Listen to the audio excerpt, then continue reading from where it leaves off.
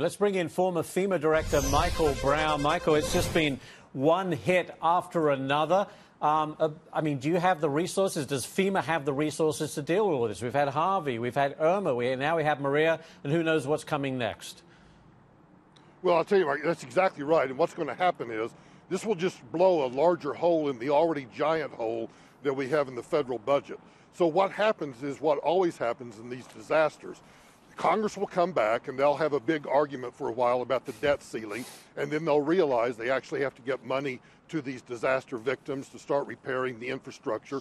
So they'll pass a continuing resolution, they'll pass an appropriation bill, and once again we will get the money that needs to be spent to do these things without ever addressing what the overall costs are when we have these things. There's no pre-planning. There's no long-term strategic planning about how to finance these things. Yeah. It's just, oh my gosh, we've had this horrible thing. Let's appropriate the money. We'll send them the bill over to Treasury. They'll borrow it from the Federal Reserve. The deficit will blow up, and yes, the money will get to the victims.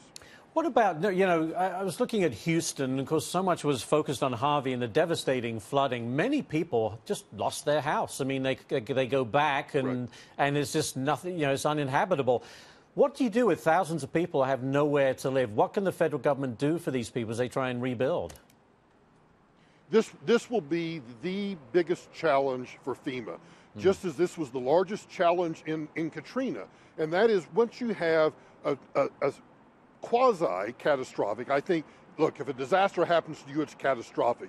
But catastrophic in terms of having hundreds of thousands of people that are displaced, that are homeless, we think it's easy that, oh, we can just go put them in motels, hotels, we can go rent apartments.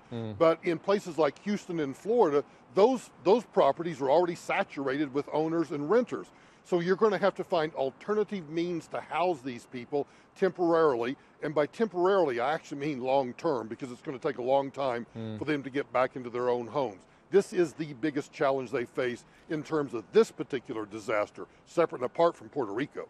Yeah, and by the way, though, I think the hurricane season runs through November, so we're not out of, I hate to say out of the woods yet, but that's the truth. Michael Brown, former FEMA director, thank you so much, Michael. We appreciate your expertise.